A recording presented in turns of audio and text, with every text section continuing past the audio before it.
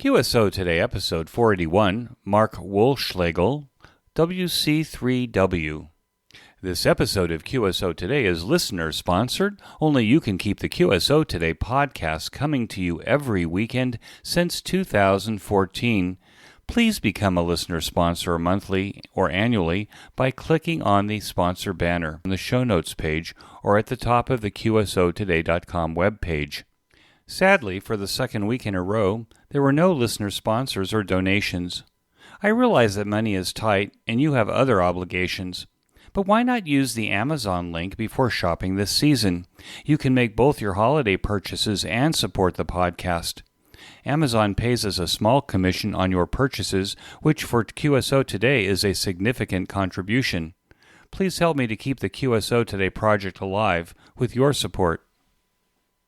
I want to thank Martin Bluestein, K1FQL, for his generous funding of the transcription of episode 480, QSO with Karen Eve Murray, KD2GUT, last week. Thanks, Marty. Welcome to the QSO Today podcast. I'm Eric Guth, amateur call sign 4Z1UG, where I demonstrate the diversity and relevance of the amateur radio hobby and its impact on society by interviewing ham radio operators, many of whom played vital roles in shaping our technology through the amateur radio hobby. And while many people might say, ham radio, do people still do that? This podcast demonstrates through in-depth interviews just how amazing, diverse, and dynamic the amateur radio hobby continues to be. Mark Wohlschlegal, WC3W, knew at age 12 that amateur radio would set the course of his life, pursuing engineering degrees, leading to a career in big system and equipment sales and marketing. An additional love of flying, boating, and motorcycle touring kept Mark and his family active outside of work. Now retired, WC3 operates a remote HF station in Florida with a partner and describes it all in this QSO Today. WC3W, this is Eric, 4Z1UG. Are you there, Mark? I am here. Good morning. Good morning, Mark. It's a beautiful day where you are. It looks like the sun is just coming up. Is that right? That is correct. I'm in South Florida, and I'm blessed because this interview is at 7. If I was in Colorado, it would be at 5. It'd still be dark. It would still be dark. Okay, Mark, thanks for joining me on the QSO Today podcast. Let's start at the beginning of your ham radio story, and I know that it goes back quite a ways. So how did it start for you? Great question. I talk about this frequently. This year, 2023, I've been in this wonderful hobby for 63 years. I became a ham radio operator when I was 12 years old. And the way that happened, I was in grade school, obviously, in Peoria, Illinois, where I was born and grew up and actually went to college there. I met this young lady whose father was an engineer at Caterpillar Tractor Company, a mechanical engineer. Went over to her house, and he invited me downstairs to see his ham shack. And I went down, and he flipped the switches on, and he had a really nice station, and he started talking to people all over the world. I mean, just one after the other, Russia and Asia and whatever. And from that point, I was hooked. I was absolutely hooked on the hobby. I immediately started working on my novice. I had great parents who pretty much supported anything I wanted to do. So I got a lot of support from them. I got support from this ham radio operator, the Caterpillar Tractor engineer. Do you remember his name and call sign? You know, I have it written down, but I don't remember it. He's passed. I do not remember his call right now. She took you to her house and took you downstairs for a reason. Did you already have an interest in radio and electronics or electricity that would kind of cause her to think that you'd be interested in this? Not really. I was a pretty good student. I, like any engineer, they usually do pretty good at science and math, and I just loved those disciplines. So when I saw this, I just, not only did this get me into ham radio, but soon after I got into ham radio, it really established a course of direction for my career. I knew I wanted to become an electrical engineer shortly after I got my novice license, and I never deviated from that path. It just the hobby, the electronics, the communications. It was in my DNA. It just clicked. What was your call sign when you got your novice license? Was it her father that actually gave you the novice test? Yes, he did. My call sign was WN9JAC, Juliet Alpha Charlie. And do you remember what year that might have been? Well, that had to be 1960. I was 12 years old. What was the first rig? Okay, this is an interesting story. I'll try to make it brief. My father was one of these individuals that's blessed with the ability to fix anything. And he never went to college. He was in World War II. But whether it was mechanical, whether it was electrical, it didn't matter. He just had this innate ability to fix things, and understand electronics. I mean, he would have been a tremendous engineer had he decided to be an engineer. So we got the ARRL handbook, and we built from scratch, no kit, absolutely from scratch, a 75-watt crystal-controlled CW transmitter, 100 watts. And then at one of the local ham fests he took me to, we came upon an RME 4300 receiver. I had a long wire out. I was on the second level out of my bedroom upstairs. I had a small closet, and that was my ham shack. And that's how I started. And it was all CW, plug in the crystal, and go at it. I love CW. I still love CW. It's my preferred mode. What do you think you liked about CW? I was pretty good at it. It came naturally. I also, my wife became a ham. She's not really active now, but when our kids were in latter part of grade school, early high school, we actually taught ham radio classes and got a number of youth licensed. But what we observed at that time, where of course the code was a requirement, there were certain people that just had an affinity to pick up code, and there's some that just absolutely struggled with code. My wife was one of those people that struggled. Now, I have a philosophy on this. I'm a musician as well. I played the piano since I was 6 years old. I'm still in I play at a contemporary worship group at church, and I also play in a secular 60s and 70s jam band.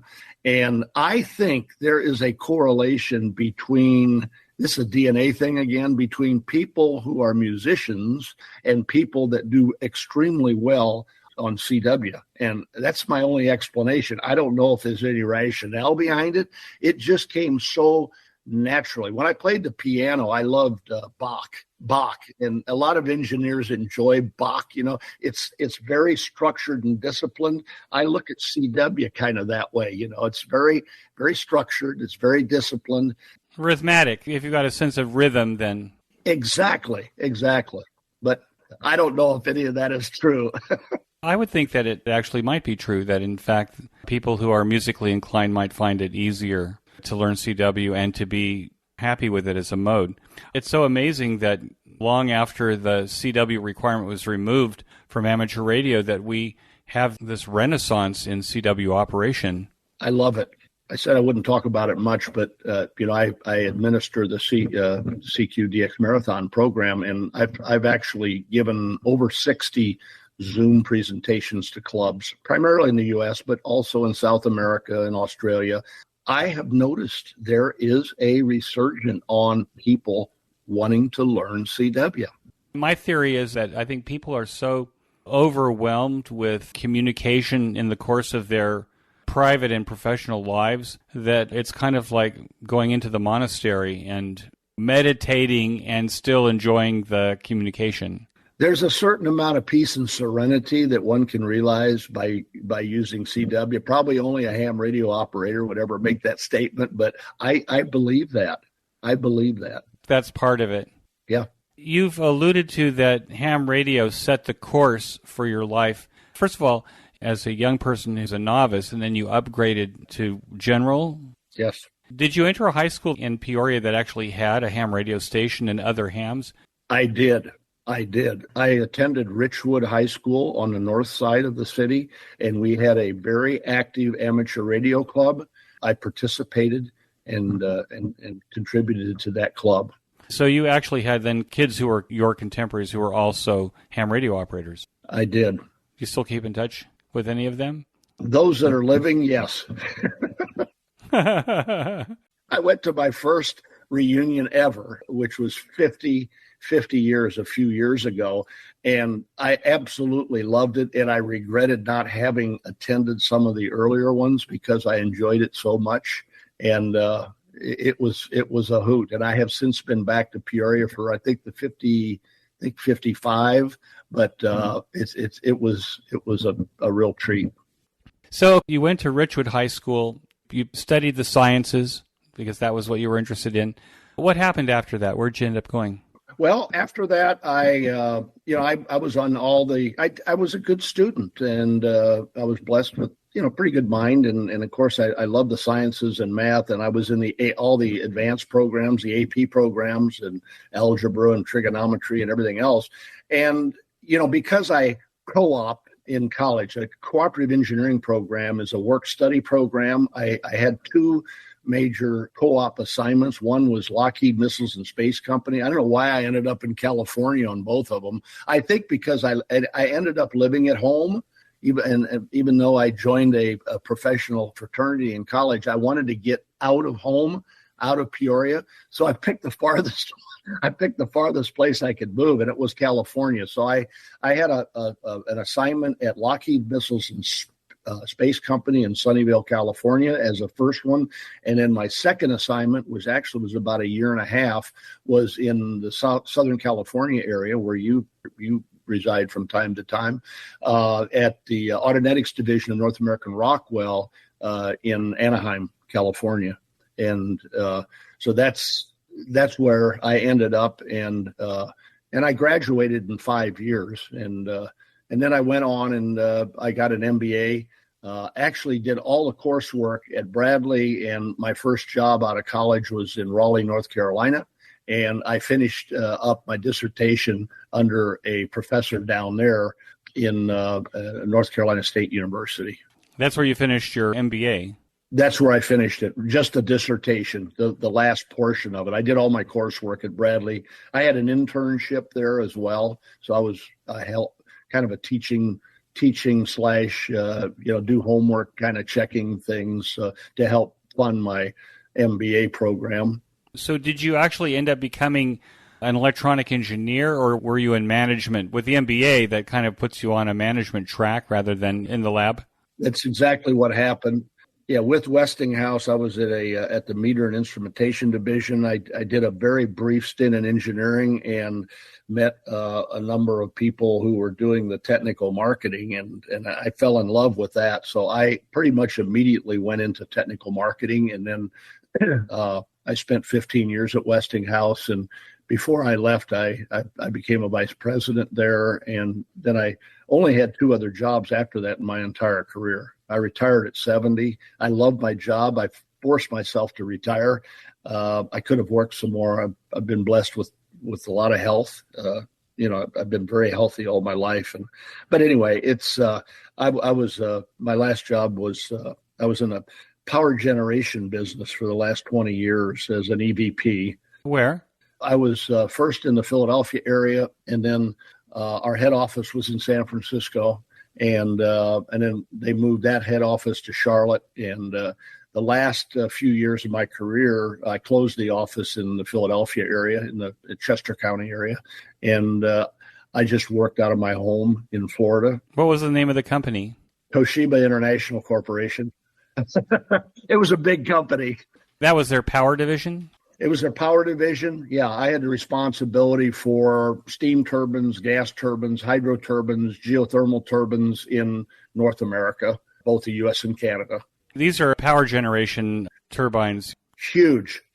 Yeah, they're big as a building. My largest customer was Florida Power and Light. We did hundreds of millions of dollars. One copy of one of these units is between $60 and $80 million. So they're big ticket items. They generate They generate the electricity for. I'm curious because I did a stint building load control systems for power companies. It seemed to me that turbine generation was used for peak demand periods. They weren't necessarily running all the time. Only gas turbines. Gas turbines, simple cycle gas turbines were peak demand, just like a lot of hydro plants are peak demands. But most of our base generation in our country is coal-fired, gas-fired, and nuclear. We're just short of 100 nuclear power plants still operating. I think it's 95 now, and they provide our base load. Okay, so the peakers, when we exceed the base load capacity, the peakers were generally gas turbines where you can fire them up in minutes and get power out. Yeah, and the purpose of my load control system was to get big industrial loads to shed so they wouldn't have to start gas turbines. That's correct, because gas turbines are very expensive to operate, simple cycle. Who were the competitors to Toshiba in their power division? Very few. General Electric, Siemens, Mitsubishi, Alstom, and Hitachi. By the way, in the world. It's so interesting that on the Japanese side, these are the Zaibatsu trading organizations, right? Hitachi, Toshiba. Yes, and Mitsubishi. The entry barriers for folks in this industry are gigantic. The investment requirements are gigantic. So that's why you don't have a whole lot in the business. Most of them have been in the business for 100 years. Right, but they were family businesses. They started out that way, sure. So we'll go back to ham radio. You were active all this period of time? So wherever you went, you had the ham radio station, or you had to take a break in the middle somehow? There was a 2-year break. After I went to Raleigh, I had a station down there. I was only about 4 years in Raleigh. I moved to Chicago for 2 years, and I was not operating then. And then after Chicago, I moved to Pittsburgh for 2 years, and I was not. So there was about 4 years in that 63-year journey that I actually was not physically operating. I didn't have a station. Other than that, I always had a station. When I moved to Philadelphia, I had a wonderful station there. And of course, down in Florida, we'll talk about that. I have a nice station, and I have an HF station out in Colorado, but we just sold that, and I shut that down. Nowadays, we have an unlimited supply of amateur radio equipment from a host of different manufacturers. We had a large supply from a smaller host of manufacturers during the time that you would be operating.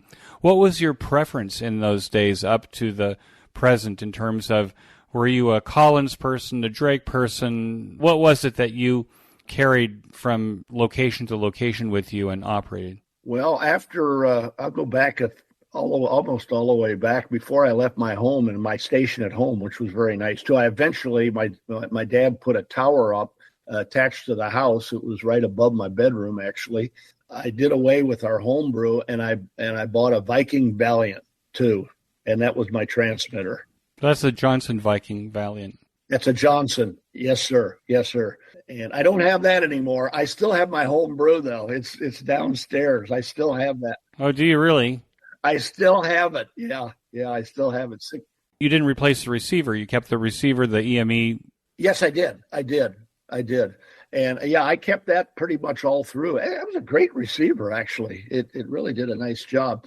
But anyway, to answer your question directly, I've owned Kenwood. I've owned Icon. You had like the TS520? Yes. I've owned Yaesu, which was really my last one. The 5000. I think one of the best transceivers I've ever owned. Non software defined. That would be the FTDX 5000? Yes. That I still have that. It was hard for me to give that up, but I must admit I am now a flex radio person. The 6700, or did you start smaller? I started with a 6700, and we have 6500s at my remote site, and I actually have a second 6500, and I have a 6400 that I actually used out in Colorado. Okay, so if you look at your QRZ page, it says you have multiple QTHs. You had a place in Colorado. You operated from Colorado. Oh, absolutely. Yeah, we lived for about 8 years. We lived about 5 to 6 months out in Colorado in Grand Lake, which is about 9,000 feet above sea level. And I had a nice station out there. and I operated out there. And then, as you know, I also myself and a partner built a remote station down here in Florida, because about 90% of communities down here are HOA regulated, and restrictive covenants don't allow for towers or external towers or antennas. So you're in an HOA now? It's almost impossible to not be at an HOA in Southern Florida. Yeah, I'm in an HOA. Do you have a station there with disguised antennas? No. Now, in my last house up in Jupiter, I had a stealth antenna that I put up. I actually, besides being a pilot, I also am an RC guy, and I have a bunch of drones, and I actually hung a 200-foot long wire across the pond, kind of stealthy, right in front of our house, which nobody could see. And I actually operated out of my Jupiter house, and it did quite well, actually. And then I put another antenna out at a 45-degree angle, and I loaded both of them up, end fed. They loaded up wonderfully, and it did quite well. I could run a full legal limit out of those, and I had a ball. This was before we built our remote station. And then I said, when I was up in Philadelphia, I didn't talk about that station. I had a cubicle quad up there, and oh my gosh, that was just I really missed the array antennas. You can do a lot with a long wire, but when you really want to get into the DX hunt, you need something more than a long wire. So, but anyway, it got me on the air down here when we first moved, and that was okay with me. I sucked it up, and I operated, and I did quite well, actually. And now this mid-show break.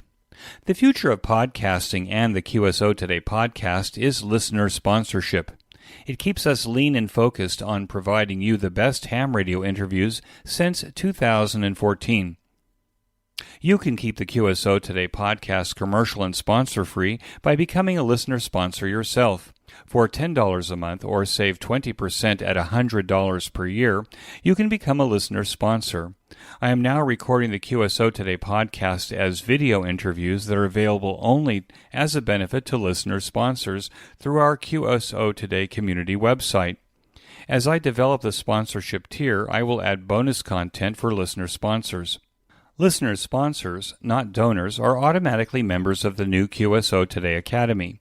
I am building the Academy website to include access to our Sequel.io networking lounges all of the time, and Academy resources including over 400 previous Expo presentations with Q&A, and additional helpful ham radio educational resources. The benefit of listener sponsorship as an alternative to commercial sponsorship is that commercial sponsors influence the content and comments in the podcast. Listener sponsorship allows a greater degree of freedom to discuss any ham radio subject without commercial consequence. I have eliminated all commercials in the QSO Today podcast from episode 445, with the exception of the Ham Radio Workbench podcast, as I think that this is a serious asset to a well-rounded ham radio education. I am not using Buy Me a Coffee or Patreon, but my own system for managing the community that could form out of the podcast. I direct you to the sponsorship section of the show notes pages beginning with the episode 444, where I list all of the contributors to the podcast since 2014, including sponsors, donors, and hams who have paid for transcriptions. If sponsorship is not your interest, then you can make any size donation to the podcast by clicking on the donation button on the QSO Today podcast website at qsotoday.com. There is a slider that you can use to adjust the amount of your donation. If you want to make your donation monthly, click on the recurring donation box. It is the recurring donations and the listener sponsorships that keep the lights burning here. Finally, you don't have to contribute anything to listen to the QSO Today podcast. You can use my Amazon affiliate link before shopping at Amazon by clicking on it on the right side of the show notes page. This will signal Amazon to send us a small percentage of what you purchase. This is the most painless way to ensure that the QSO Today project will be here next week. I want to thank everyone who has contributed and will contribute to my effort to create this oral history of amateur radio since 2014. It will eventually all be in the public domain for hams in the future to enjoy. be sure to become a listener sponsor or make a donation today. And now we return to our QSO today. I saw in the story that you decided that you needed a remote station out in the weeds, lower noise floor, all that stuff. So how did you go about choosing the location for a remote station for you? Eric, I'm going to try to make this quick, but it's not. It's a long story. It's agonizing. The reason I'm asking, Mark, is obviously there's a large number of ham radio operators, including me, by the way. I mean, I'm in a cement and steel condo for all intent purposes, but the noise floor can be quite loud here unless I move my antennas into the wadi, which is just beyond out this window right here. So the thought of building a remote station out in the orchards, for example, seems kind of like a great idea. So I'm asking the question from the standpoint if there are people that are thinking in the back of their mind that they actually want to even get involved in building a remote station, and even a remote station with a partner. So I'm going to ask you some questions about that structure too. But how did you choose the property, the location for building the remote station? What was the criteria that you were looking for? Okay, well, we made a big mistake, and if anybody is thinking about a remote station, if you've got a partner and your partner owns land for which you can put a remote station on, go ahead and do it, okay? But don't do what we did. We had a fellow ham out in Jupiter Farms, and we originally built our remote station out there, and then his wife and him, they split, and they had to sell the property, and we had to disassemble our entire station. And you don't want to do that. You do not want to do that. So be leery of where you locate it. So my partner and I, it took us almost 2 years to settle and find a piece of property where we decided the criteria, number one, it had to be truly remote, because of the noise floor and whatever. It had to be close enough so it could be serviceable, because you are going to have to spend time doing things. Okay. And lastly, we decided that we're going to buy a piece of property and own it ourselves. And I would highly recommend doing that as opposed to going to a commercial establishment or an apple orchard. We actually had a commercial. We entertained some discussions with a commercial landscape contractor who had plants out there, but you don't want to do that because they can go away, and you don't want to relocate. Oh my God, it is very costly. It's very time consuming. You do have the benefit of having come up the learning curve, having done it once, which helps a little bit, but you don't want to do that. You want to make sure that station is going to stay there the rest of your life. Don't do it twice. And again, I talk from a lot of experience here. So we began on a hunt in our local area. I say local, but to make a long story short, what we ended up doing is finding property up considerably north of us. It's 80 miles north of where I'm sitting right now. Now, my partner moved to Vero Beach, and he's only 30 miles from it. I will soon be moving to Port St. Lucie, hopefully in a year. We're building a house up there in a community, a restricted community, but I don't care now. And I will be about 40 miles from the station. 30 to 40 miles is okay. 80 miles, that's a 160-mile trip just to get to your station. And it does need maintenance from time to time. It does need maintenance. Sometimes it runs for a month or two, and then something will happen, and you got to go out there. You just can't do it remotely. Now, were there other considerations like should you be in a floodplain? Should you be on the top of a hill? Were there any of those considerations that you thought about there? Everything's flat in Florida, so the hill issue, we couldn't really, that wasn't a consideration. Obviously, if you can be a little bit higher, you probably should opt to look at a piece of property of that type. We are really in the country. We're in Yeehaw Junction. It is country. It's along Route 60 going west out of Vero Beach and almost at the turnpike, at the Florida Turnpike. And it is in a very rural area. We don't have, this is another consideration too. We have no cable service.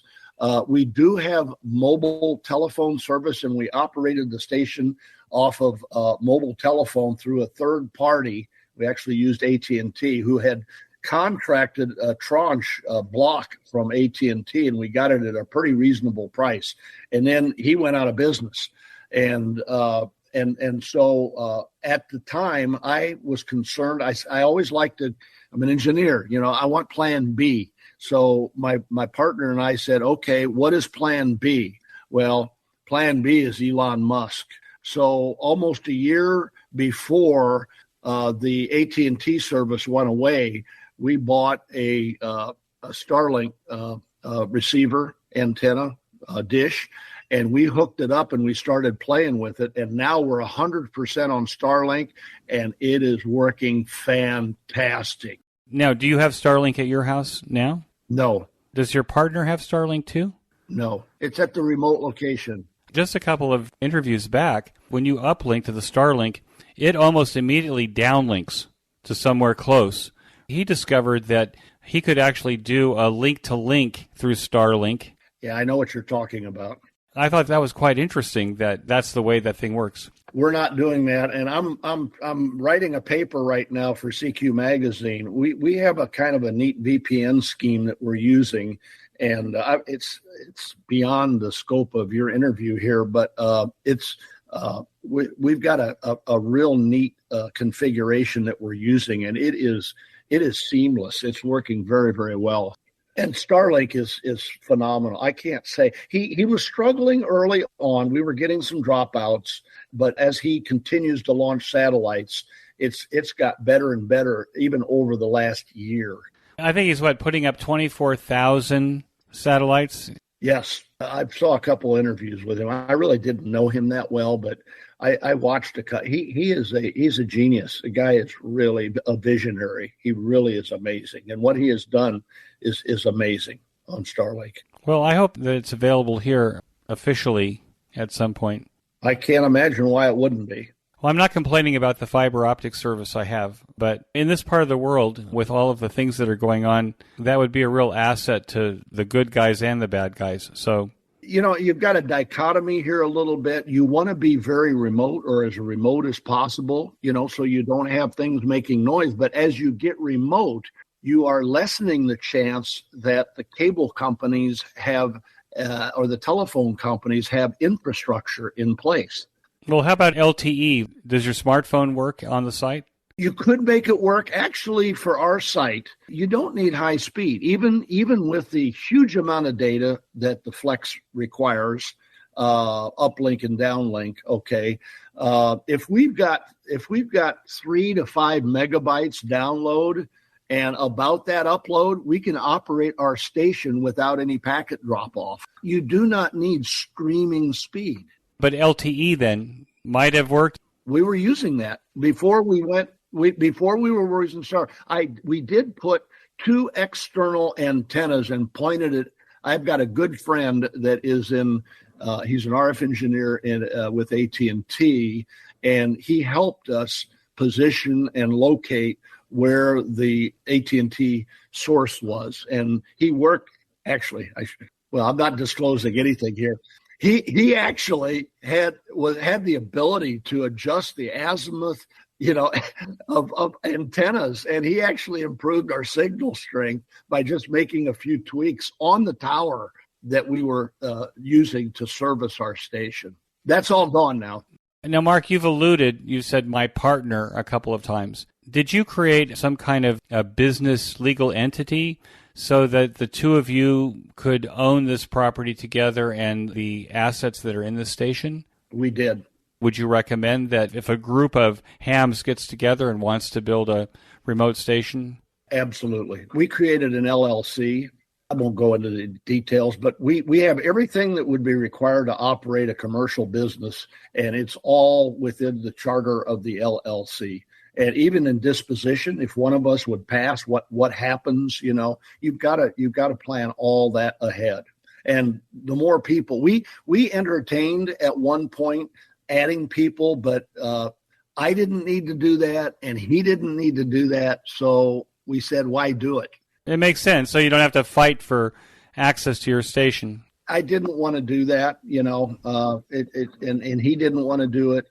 So I would say, again, I don't have experience with more than two, operating partners, but I would, if you're really an operator, I would opt to keep it. It's pretty obvious. I'd opt to keep it as few as you can, because we don't have any problem. He's kind of a night fighter and I'm kind of an early morning guy. So we've never had an issue, and we actually have a little yellow tablet out there, and we kind of log in so we know whether the other guy's logged in or not. And it's just, I got the best partner in the world. I mean, we get along so well, and he's a wonderful man. And, it's just one of those things that really worked out, because, any partnership or any business, sometimes things don't work out. And that's another thing you don't want to get into. You really want to know the person that you are partnering with, because this is not a small investment. And I'll tell you what we've got in it if you wish.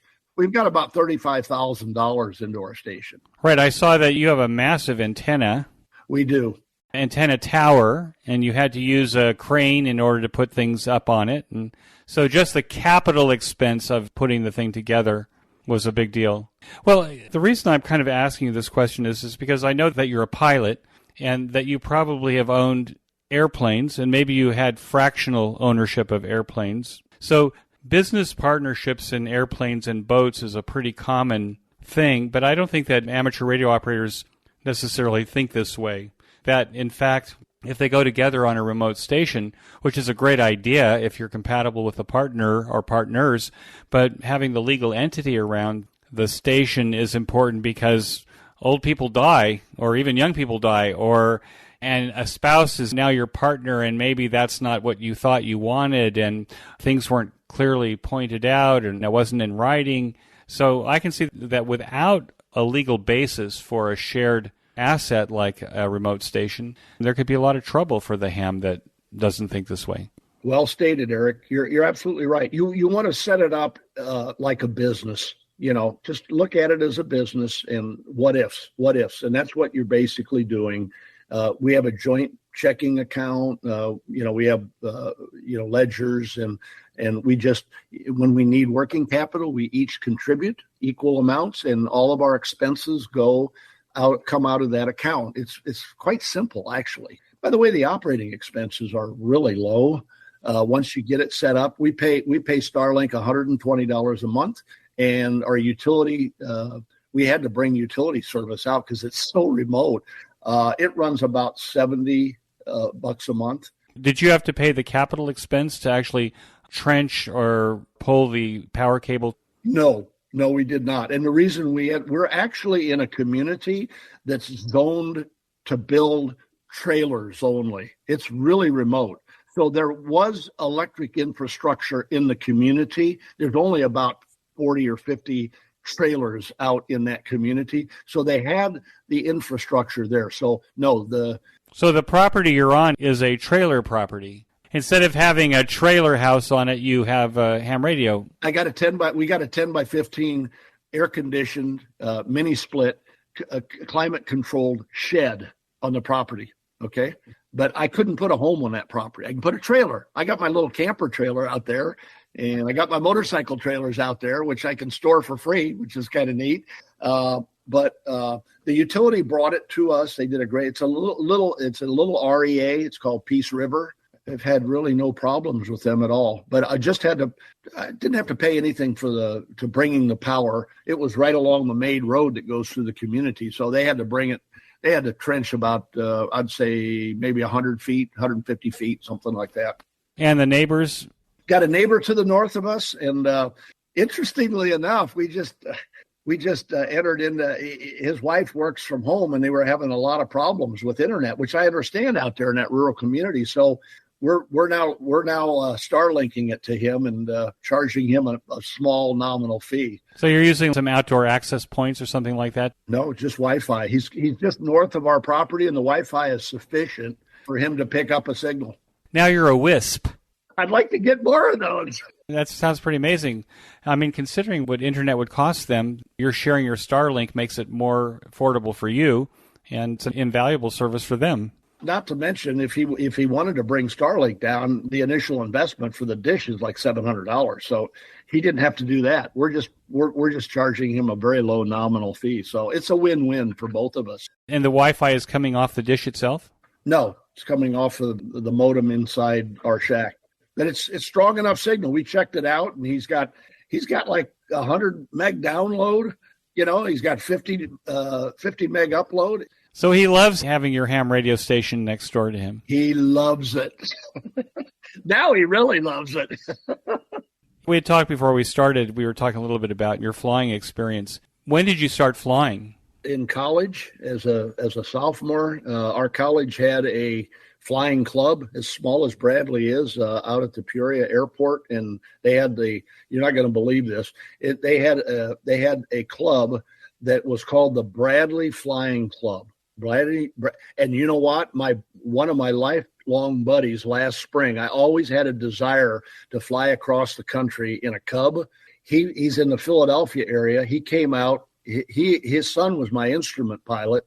He came out and picked me up in Colorado in his Learjet. We flew back to the Philadelphia area, and he and I flew his Carbon Cub from Philadelphia all the way out to Grand Lake. It took us 4 days, and we stopped in Peoria. That was one of our stops. And lo and behold, the Bradley Flying Club still exists. 60 years later, I couldn't believe it. So I had an opportunity to talk with a bunch of the people out there. And I said, back in 1969, I was part of this club. As I remember, I told you before we started that my first ride in an airplane was in a Piper Cub, rebuilt in somebody's garage in the neighborhood. That Cub is probably not instrument rated, was it? Oh, yes, it is. It's the only one in the world. It's the only one in the world. But you got to know my friend. This guy is amazing. He's an amazing guy. Not only is it instrument rating, but it's not like the Cub you flew in, Eric. It is a Carbon Cub made by a company up in the northwestern part of the U.S., up in the state of Washington. And it has, as a powerhouse, a 180 horsepower Lycoming engine on it. So it'll climb at 3,000 to 4,000 feet per minute. So we're not talking a Piper Cub. A Carbon Cub. Carbon fiber. Yeah. It's shaped like a Piper Cub. If you look at it, that's a Cub, and it has all the wing structure. Not counting fuel, it weighs less than 1,000 pounds. The Piper Cub of the 40s and 50s was not a fast airplane. Oh, my gosh, no. But the airplane that you took for 4 days to get across to Colorado, that was probably a faster airplane, right? A little bit, but when you got west-east headwind, sometimes our ground speed was about 75 knots. What was the altitude that you were flying at? Usually 1,500. So right above the ground. Which was beautiful because you could see this wonderful, vast country and all the farmlands, and it gives you a whole new perspective on our country. It was truly amazing. And that's one of the reasons it was in my bucket list to do that. And he made it possible that I was able to do that. Of course, your aviation map showed all of the towers over 1,000 feet. Yes. As you're crossing. Yes, sir. The GPS, it points about the obstructions very, very wonderfully. Did you fly at night? No, we flew during the day. We did have to use the instrument capability. When we flew into Peoria, we couldn't get out of Peoria because they had visibility was about a quarter of a mile, indefinite ceiling, which means no ceiling. It was fog, basically. And we waited a couple, 3 hours. It just wouldn't burn off. So we filed an IFR flight plan, and we went right up through the layer. When you have fog is a couple, 300 feet. It's like in the LA Basin or Orange County, Over Dallas, Fort Worth. Exactly. It's a very thin layer, and you pop above it, and you just cancel your IFR and you declare VFR on top. And then we started flying west, and within, I'd say, 50 miles, we were out of the fog. Now, on your QRZ page, you said you only fly IFR. I do. The reason I only flew IFR is because it's a discipline, and it, some people say flying is risky. Okay, well, flying is really no more risky than driving a car or walking across the street. Understanding risk is understanding what your personal limits are. And that's why people get on motorcycles and they don't understand that. And most of the fatalities are people, young people, or they have no clue what the concept of personal risk is. The reason I got into the system and always shot, even in clear VFR conditions, is I wanted to be current with my IFR so that if I got into a situation where I had to declare, I got stuck on top and I had to bring it down, that I was comfortable enough and proficient enough that I could do that with low risk. Okay. And I had to do that a number of times. Okay. So understanding risk is understanding what your personal limits are. And the reason I got into it is it gave practice. It allowed me. I flew with a flying partner down here, so we would practice. She would fly out, I would fly back, or vice versa, and it kept us current. And that's why I filed. And it gets you into the system, and you're shooting the approach. You know, you got a hood on. You're not looking out of the airplane, so it's a simulated IFR, but you're doing it. You're depending on your instruments. You're trusting your instruments to get the plane back on the ground. And that's why I always declared. And it's safer too, because you're getting traffic notifications constantly when you're in the system. So it's a safer way to fly. I recommend any of my friends or my youth around me, if you get a private pilot, go right ahead and get an instrument, because it's an insurance policy on your safety. Did you ever operate aeronautical mobile from your airplanes? I have not. So ham radio and flying don't necessarily mix unless you're in the right seat. Yeah, in private pilots, you want to be focusing on what you're doing. You don't want to be distracted. Although I had autopilots on many of the planes I had, you just got to be aware. You know, I didn't want to be distracted. It's a serious thing. I mean, you got to. That's why I'm still rocking around at my age. You know, I've got thousands and thousands of hours, but you got to treat it seriously. And 95% of airplane fatalities, private airplane fatalities, are human error. The number one is weather, and you're not going to believe what number two is. You're not going to believe it. Running out of fuel. Fuel starvation. Come on, give me a break. I think John Denver splashed his lungs easy because he ran out of fuel, and apparently in his aircraft, they put the fuel switch like over his right shoulder. Over his right shoulder, yep. And to reach it, you had to kind of turn. You got it. And when he turned it, he put it into Morro Bay. It's personal error that causes most fatalities. It's pressure. I got to get there. You never want to get in that position, ever. Flying is very safe. I mean, mechanics are sound. And in all my experience, I only had I had one situation where I thought I was going to have to put it down in a field, but it turned out I was able to get the engine back operating. Was that on a rental? Yeah, it was actually on a rental. You trained for that, though. I mean, even when you're getting your private pilot, engine out, you're training for that. But training is only good enough if it's reoccurring training. You got to practice it. You can't do it one time and 5 years later you try it again. And that's why in aviation, you have your biennial performance checks. To make sure that people are relatively current in understanding how to deal with unusual situations or emergency situations. Do you operate your remote station mobile or from hotels? Absolutely. Yeah. On an iPad or, any place you got internet connection, you can operate your remote station. Now, you told me that CW is your favorite mode. Do you operate your remote station portable, like in a hotel or something? Do you operate CW there as well? Yeah, and I don't even have a key. Yes. So how do you do that without a key? The software program within the Flex has a CWX function, and you type in what you want to send, and it sends it for you. So you're typing on a keyboard? Yes. Right. So it's keyboard CW2, and then you're listening. You got it.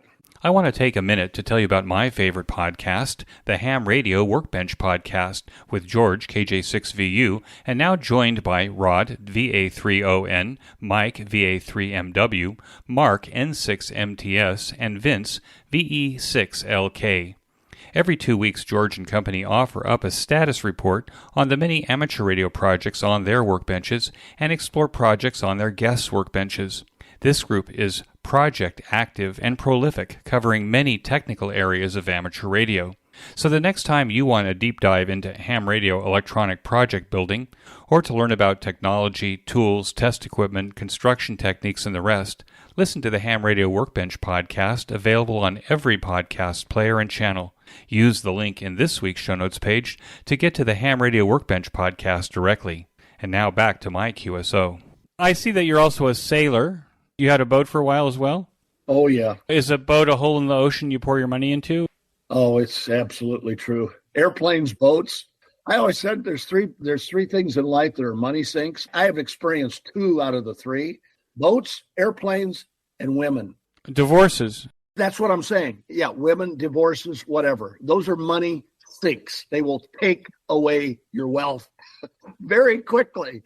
I have been blessed. I've had the 2. My wife is wonderful, 49 years. She's also a ham. You couldn't ask for more than that necessarily. Yeah, not really active. She's not like we are. She could be in a pinch. Oh, absolutely. And she gets on the repeaters down here in South Florida once in a while. And we just got her a vanity call. We live in Palm Beach Gardens. She's W4PBG. I couldn't believe I got that call. How wonderful is that?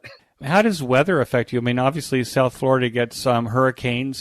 Eric, I've been here 17 years. You know how many years where we've actually had a threat right where I am right now?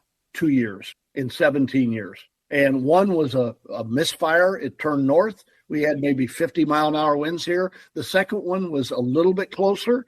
It turned north too. We had about 80-mile-an-hour winds. But again, we've been blessed to be able to live in relatively new construction while we've been down here, and we're building our 3rd place. We lived in a townhouse, and we built a house, sold that house. We live in a townhouse now. We're selling this, and we're building a new house up in Port St. Lucie.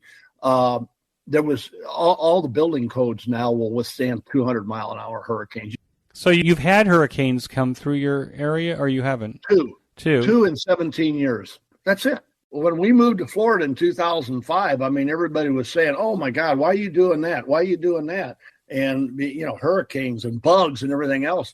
I'll be honest, where I'm sitting right now, I can leave my doors wide open, and I don't have a bug in my house. How about alligators? They're around, but any place in Florida you're going to live, you're going to have water around. But they're not in every pond. But, yeah, there's alligators down here. Yeah, so if you're walking your dog, don't walk too close to the water's edge. Don't walk close to the water. I got a 2-pound Yorkie and a 10-pound Havanese, and you don't want to run them down to the water. That's right. I mean, use common sense, Eric. So the reason I asked you about the boat, because you also did boating. Did you ever operate Maritime Mobile from the boats? Yes, I did. We had property, and we lived in Ocean City, Maryland for about 15 years. And I had a sailboat and a slip there, and I did operate Maritime Mobile there. That was fun. Out on the bay, mainly. In terms of an operating experience, was there actually a noticeable improvement or maybe lack of improvement about being... Not really. I just rag shoot, mainly just rag shoot, had like a 7300 with a little vertical, and yeah, it was fun. It was just something to do, I don't sit still much, and it was kind of neat when especially in light wind conditions, when you didn't have to really be on the wheel much. It was fun. It was just something different. And of course we had a lot of repeaters down there. So I did a lot of VHF and UHF operating, and they had an airport. So you could get around. I could. Being involved with the CQDX Marathon, I'm just wondering, because you were promoting it for a long time. As you said, you've been doing Zoom meetings promoting the project. Based on that, what is the greatest challenge that we face right now as amateur radio operators? Growth. That the growth isn't high enough? It's not high enough to say. Although we have been very, very good. The latest data that I have, and I show this, I found a really interesting video that showed the population of, it's like a bar chart, and it showed population of ham radio in major countries. But 20 years ago, Japan had 1.75 million hams. They're down to like 300,000 now, 400,000. Japan is a microcosm, hopefully, unfortunately, of probably the rest of the world. What's happening in Japan? They got an aging population. They're not producing enough people to sustain what they have. both in terms of industry and, work and hobbies and everything else. Japan has fallen way down in terms of number of hams. It's a humanitarian disaster. I understand. I just read this statistic that they sell more adult diapers now than they do infant diapers. Yeah, Japan's the worst. Europe is pretty bad too, and America's following the same trend. To sustain your population, you either have to immigrate the equivalent of, or you have to produce like 2.1 children per family unit just to maintain. That's not to grow. That's to maintain. Japan's down under 1 now, and Europe is 1.3 or 4. U.S. is less than 2. So that's the problem. Getting back to your question, I in all my Zoom meetings, I so much encourage the promotion of ham radio to youth. And I'm within the program itself. I've expanded the youth recognition program. I've created new categories for 2023 and 2024 to recognize youth 25 and younger. All the leadership of the clubs, I just encourage them to the best of their ability to promote youth in amateur radio. We're going to die unless we can motivate youth into our hobby. It's very, very important. That's the biggest challenge. But since we're living longer, don't you think that 35-year-olds are considered youth at this point? Absolutely. Yeah. I mean, I wouldn't exclude them for sure.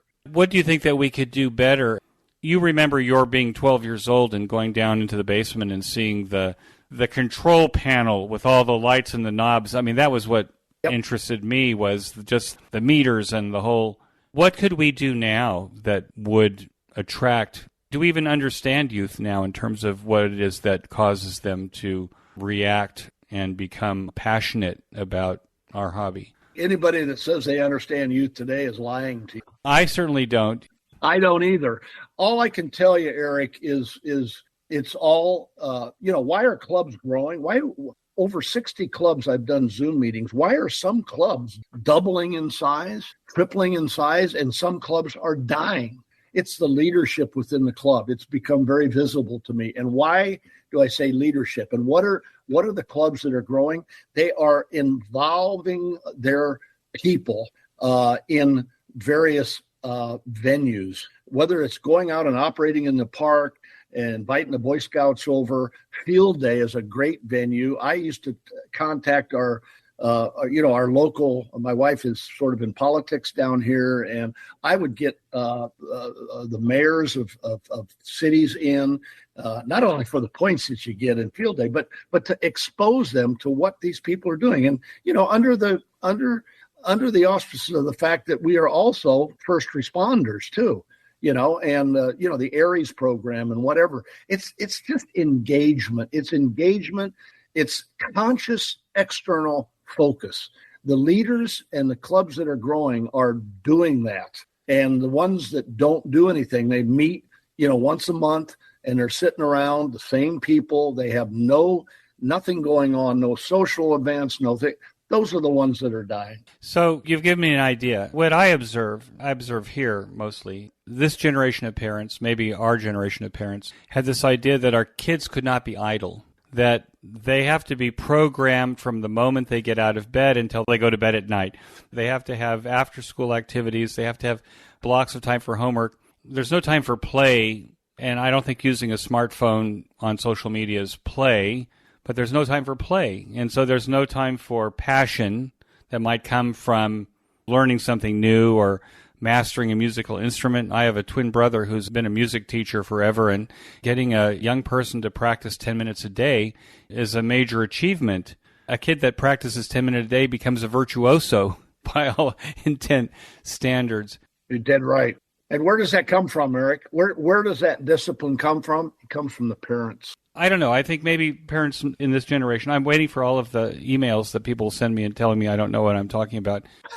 It comes from perhaps the need that parents think they have, that the kids have to be always engaged. And I see it even with me personally. If I walk around with the dog, every time I'm walking, I've got an earphone in my ear and I'm listening to a podcast or something like this, my brain is always engaged, and I can never understand why I'm so exhausted.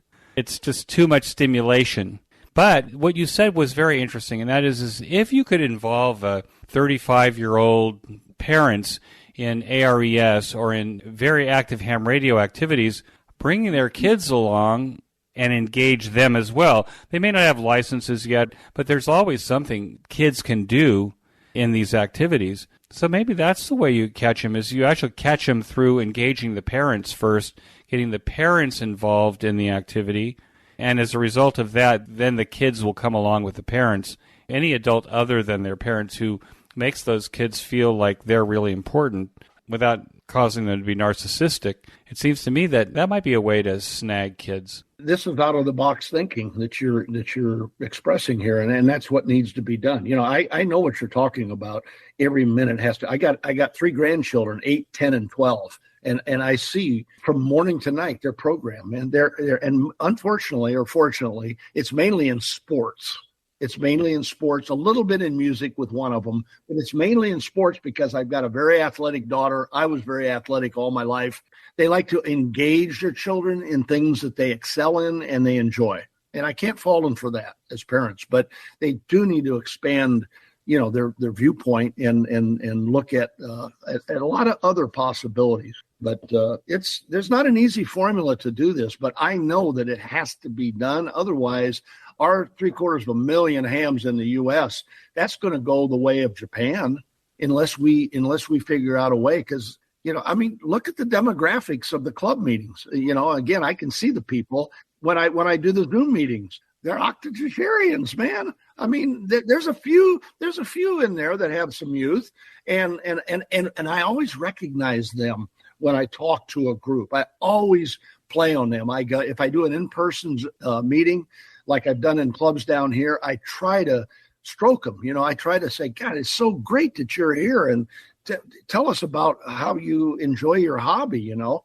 And you gotta really market to that segment. And I'm still trying to figure out how I can better target. I've tried to contact a number of groups besides the scouts that are involved in youth to get ideas on how we might make the program more attractive for youth, because they love it. I mean, one guy told me he has a technician's son that just loves FT8.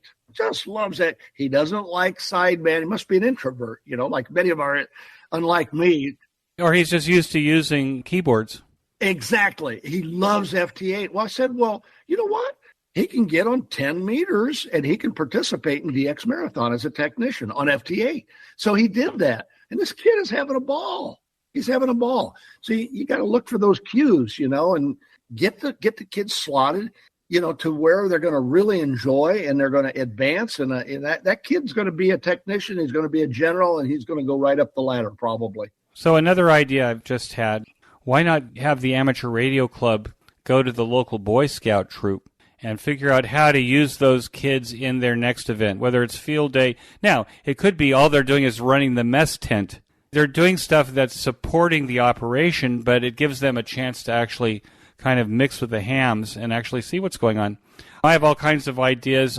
I have 6 grandchildren that don't have any electronic devices, nothing. They have no television, radio, they don't have the internet, they don't have cell phones. They have canned music that comes on a USB disc now, and that's it. So are they deprived? Well, they might be deprived, but what I've noticed is they know how to play. They know how to turn a paperclip into an hour's pastime with each other.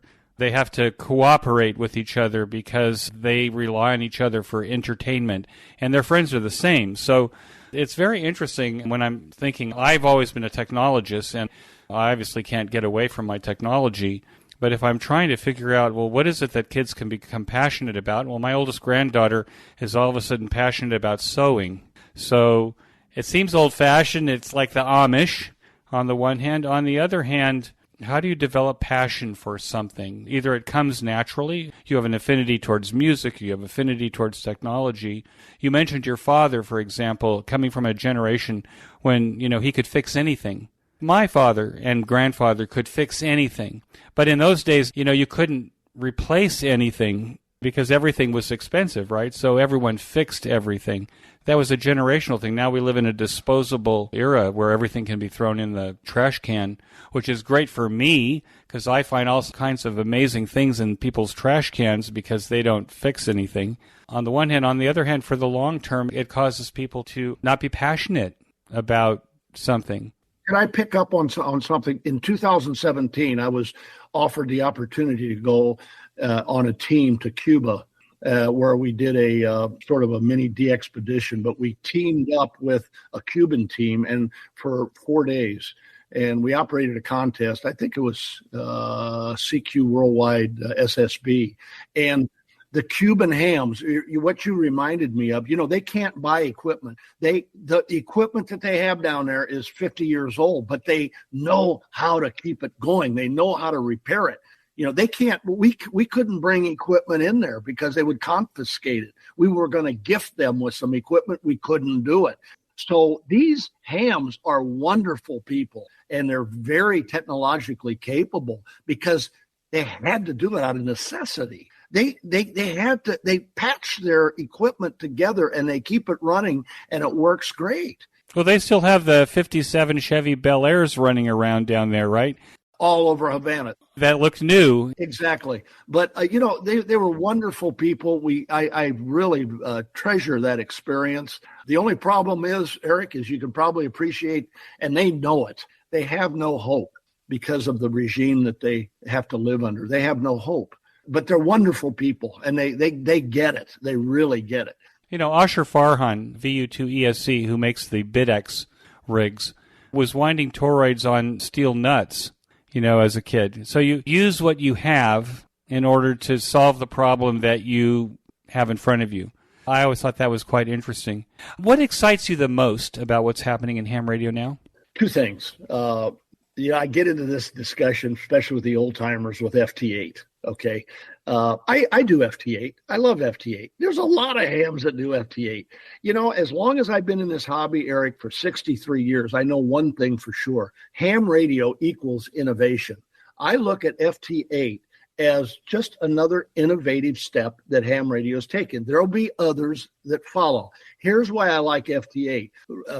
I like FT8 in where we are with respect to cycle 25. Why do I love that? Why do I love it? I love it because it gives hams throughout the world with maybe less equipment that I've been blessed with to enjoy the wonderful world of DX.